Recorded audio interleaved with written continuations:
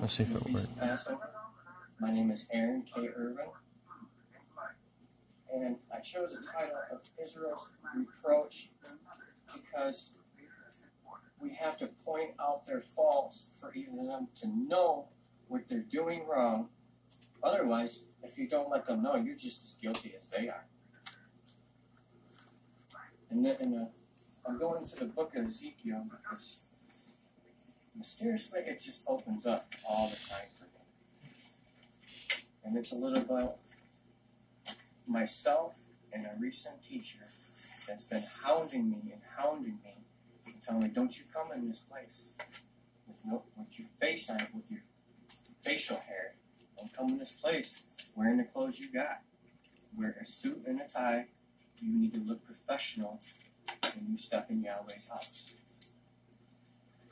So I'd like to start out in Ezekiel. And this is how it has come to me. And it's been years ago.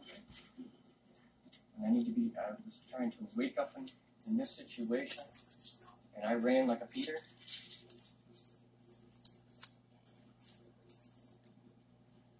So, and he said unto me, Son of man, stand up on your feet, and will speak unto you.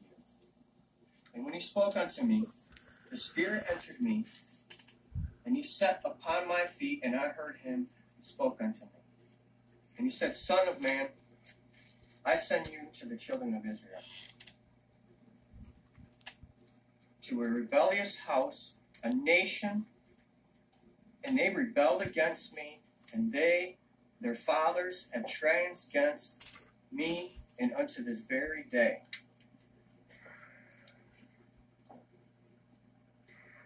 For they are impudent children, stiff-hearted. They always want to listen to the pastors, and they want to say, oh, well, in my heart, I don't believe that way. You know, you should just crack your neck up and quit being so stiff-necked and listen to what Yahweh's word has to say, because it's contrary for all the teachers and pastors out here that want to give you the same cornflakes and milk every time you go in, and they want you to pay. It says, go into a rebellious house, and this may be what I had a problem with. Afraid of their faces. You should know that you have been a prophet among them, Son of man, be not afraid of them, neither their face, their words, their briars, their thorns, and do well among the scorpions, be not afraid of their words, or their looks, and they are a rebellious house. I'm tired of that. Because I'll just say it right out. It's Yahweh's word, and that's it. There's no maybe, because it's either yay or nay. It's all about what's in the heart. Oh, God loves everybody. And when I looked, behold, and was sent out to me a book, and therein, and it spread out before me, and it was written without and written within, and the lamentations and mourning and woe. Let's take it to my consideration. Eating the book would be the symbology of reading with all heart and mind, soaking it in. Eat the words, come out of your mouth. Day by day, year by year. I'm going to go to Ezekiel 11.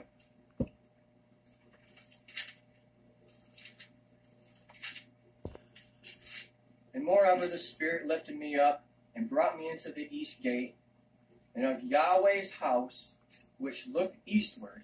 And behold, at the door of the gate, and the 20 men, among whom I saw Jezaniah and the son of Azur,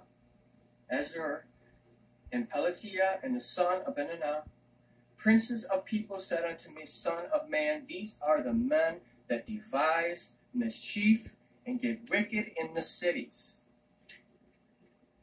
Teachers and pastors and their followers, which say, is not near us.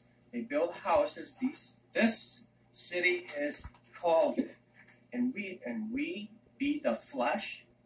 Therefore prophesy against them, and their prophecy, O Son of Man, and the Spirit of Yahweh upon me said unto me, Speak upon me, speak this, saying Yahweh, this have you said, O house of Israel, for I know that the things that come into your mind, every one of them,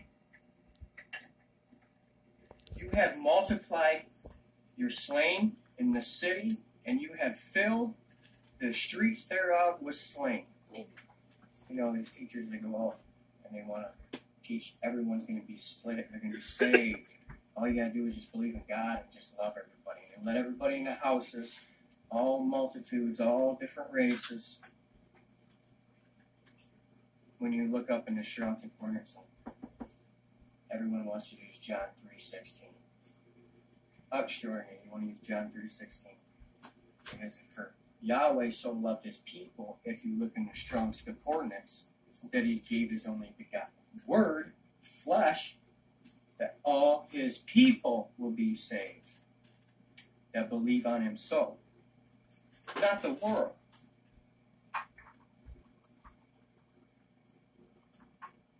Okay.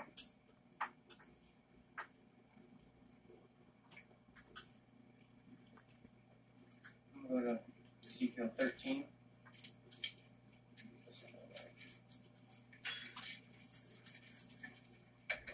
And the word of Yahweh came unto me, saying, Son of man, prophesy against the prophets of Israel, and say unto them that they prophesy out of their own hearts. Yeah, they do. They go and they run around like the Jehovah's, and they teach all this vain. They want to talk about rapture. When there is no rapture, it's when you die, when you leave your flesh. That's your rapture. O Israel, thy prophets are like the foxes in the deserts. You have not gone unto the gaps, neither made up the hedge for the house of Israel to stand in battle in the day of Yahweh. So everyone's just going to be clueless. They're all going to be clueless until the day, until Yahweh comes in judgment. They're going to say, why have you not told us your name? Because there's many prophets that have done this already. But they already look at him like they're just a racist bigot. Okay, here, O Israel, your prophets are foxes like the deserts. You have not gone up into the gaps, neither made up the hedge. They have seen vanity and lying divination, saying that Yahweh saith, and Yahweh has not sent them. You look on all the YouTube, and you got, the rapture, or you got, Jesus gave them visions, and that they sent me. No, Yahweh didn't send you. For one, you don't speak the truth, the real name of Yahweh. You don't have Genesis 3:15 in your mind. You don't know the two-seed line. You don't know Genesis 5 is the generations of Edom that this book is for. This book has nothing to do with other races. It's the letters and history for Yahweh's people.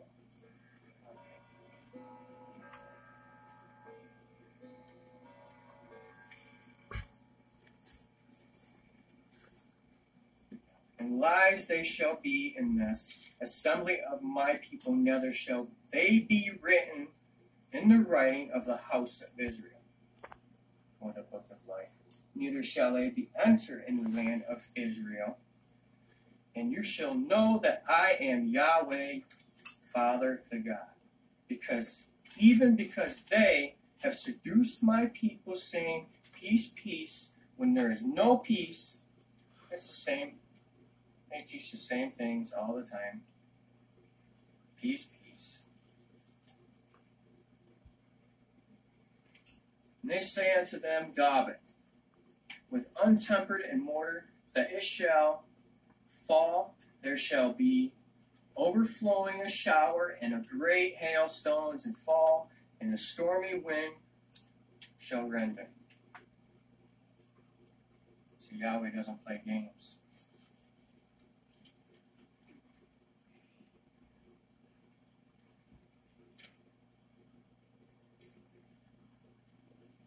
Now I'm going to go into here.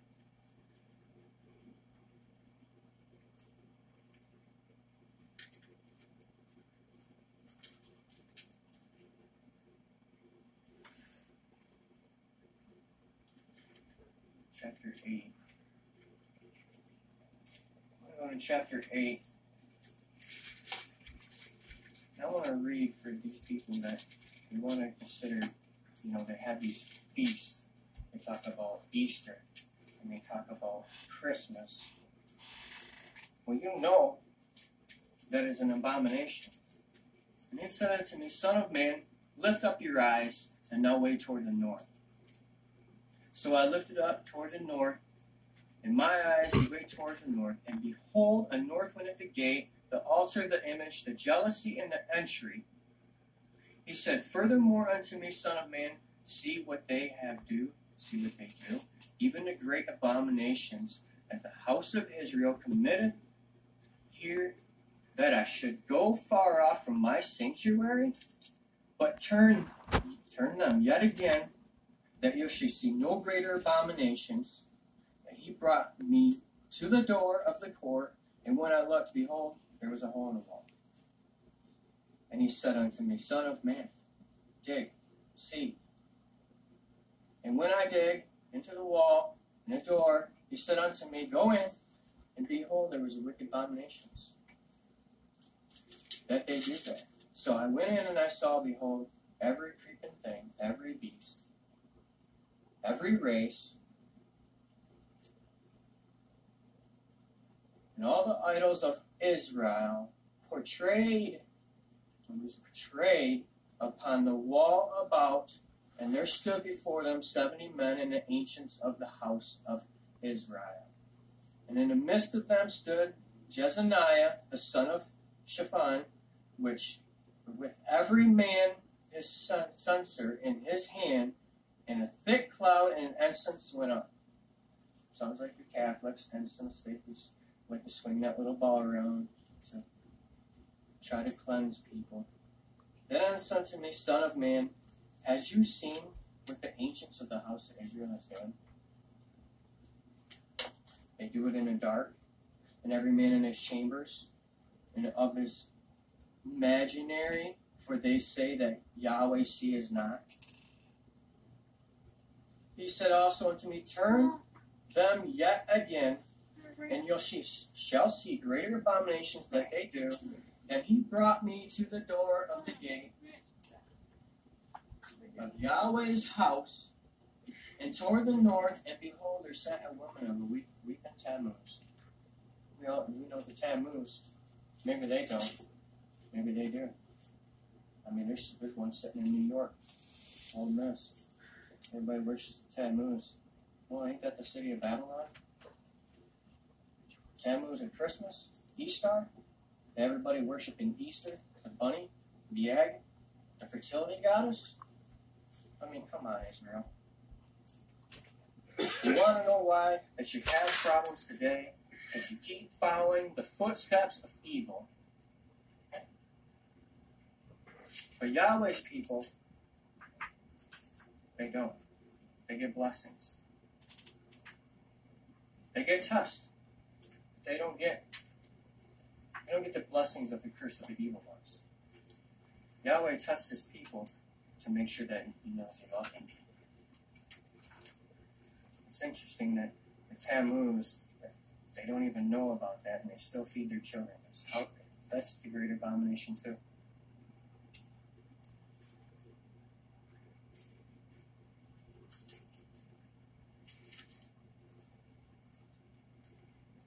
I'm going to go to book Malachi.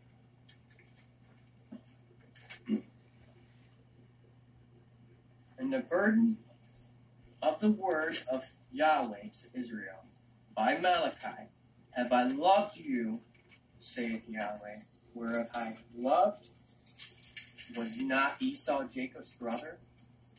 Yet I have loved Jacob, I have hated Esau. Say, many would have said that God loves Esau too. But see, they don't even know the history why Yahweh hated Esau, because actually Esau was a pure race, but he married outside the lineage. And Yahweh already knew this, because that's why he was hated, and that's where you get half Jew, half white.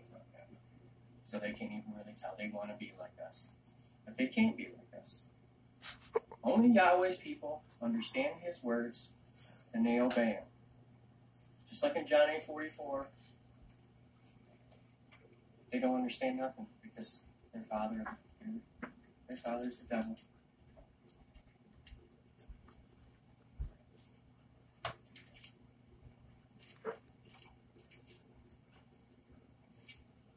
You know, a lot of these people my age today, they don't know where they're coming or going. Can't teach them nothing because all they want to learn is about sexual perversions, who they're going to do next, what football game was on next. You can't talk to them about Yahweh. You can't tell them anything about anything was the truth. Because then you think you're talking religion.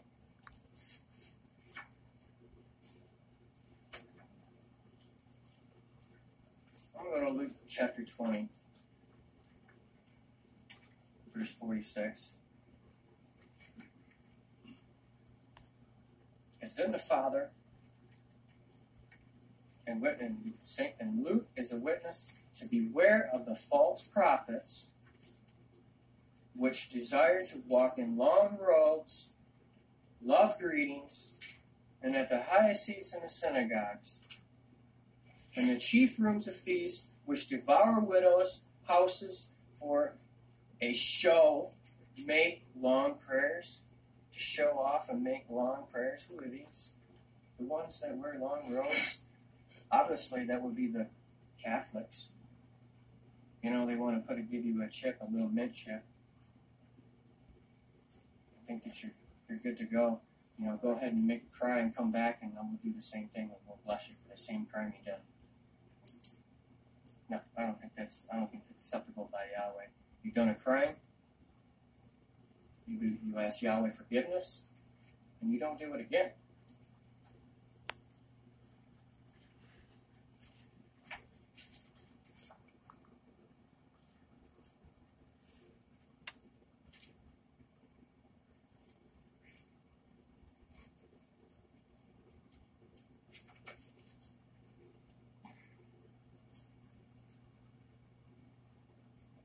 I'm going to James.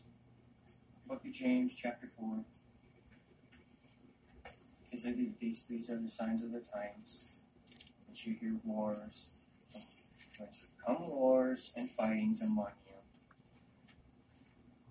Come, day not hence, even your lust, that war in your members you lust and have not. You kill and you desire and have and cannot obtain. You fight a war, yet you not, because you ask not. You ask and you receive not, because you ask amiss, that they may consume it upon your lust. You are adulterers and adulteress. You know not that the friendship of the world is the enmity. So if you want to go along with the world, that's just considered an enemy of Yahweh. Nothing to do with this world at all. Separate yourselves from all the mixed multitudes. Otherwise, you become an enemy of the family of Yahweh, Yahweh himself. And the world is the enemy of Yahweh. Do you think that the scripture is in vain? So when you go talk to these people and they say, well, I think this, I don't think that, but yeah, it says it, is it written? Who told you Or did Yahweh tell you to go in there and say, no, that's not right, this is right?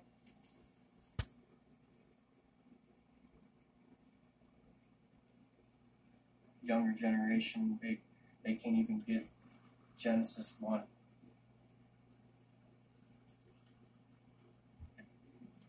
It's so hard to talk to these people. They talk with lying, perverse language. And then they want you to sit down next to them and eat all that pissy little pork. Disgusting stuff that Yahweh told us not to eat in the book of the Old Testament, not only including in the times to come in Isaiah 66:4.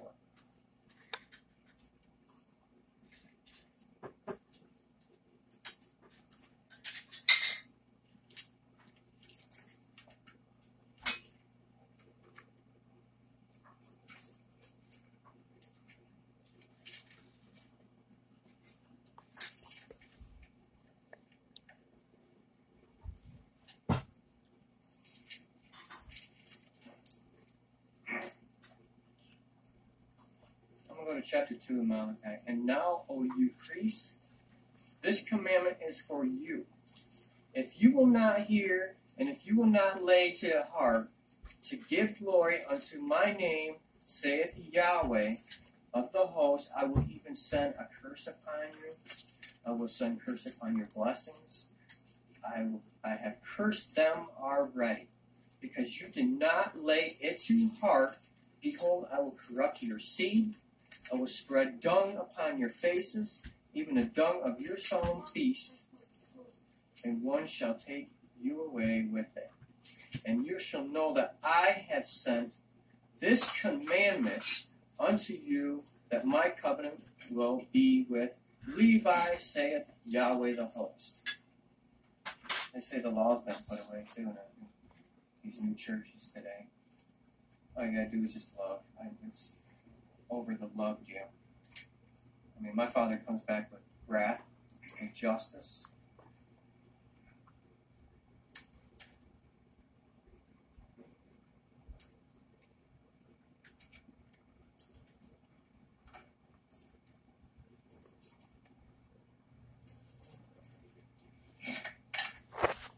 All more I want to say is it took me a long time to get good set up in the scriptures. I like to be young, and I'll have my day, and I'm going to get forward to it.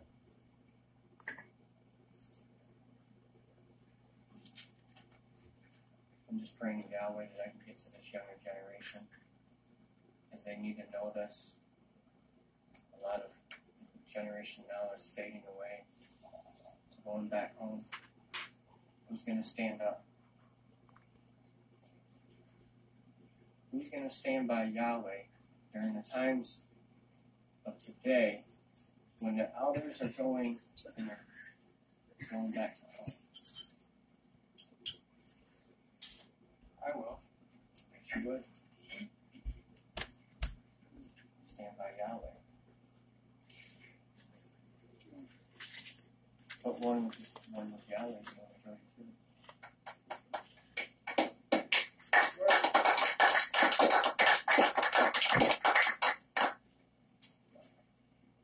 I just want to come to an understanding that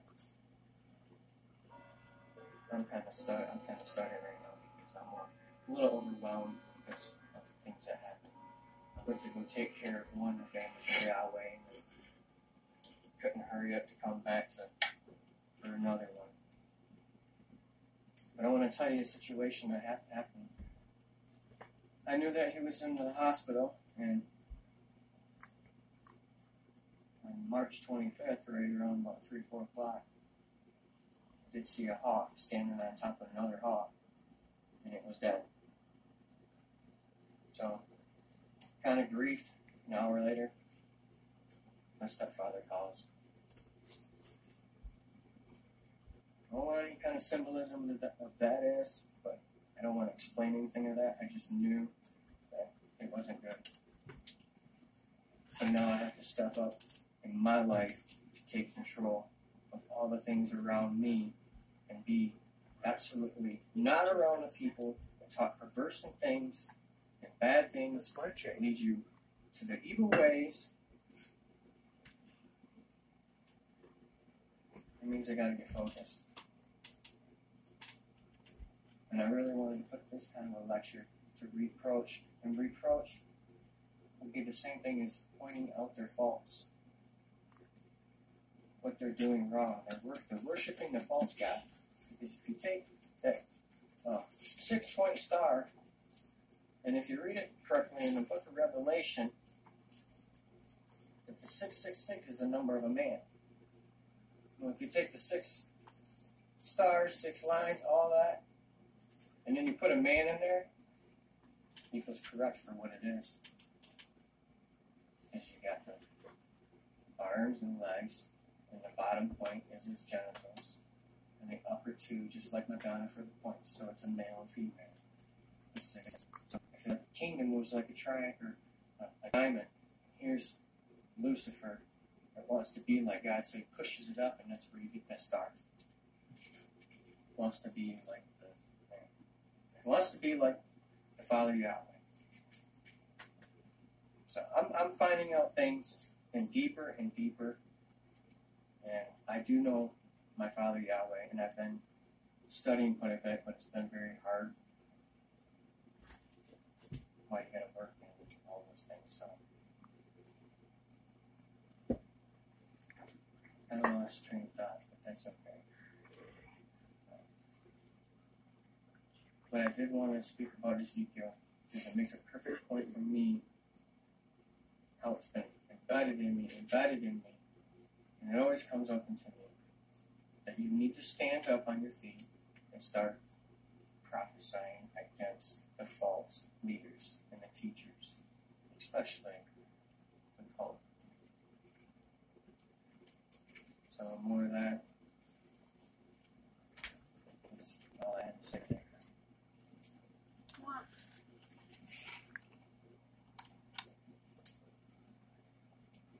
I'd like to close this. This is my lecture, Israel's Reproach. This is the Feast of the Passover. It is April 7th, 2018, of the Catholic time, but not Yahweh's time.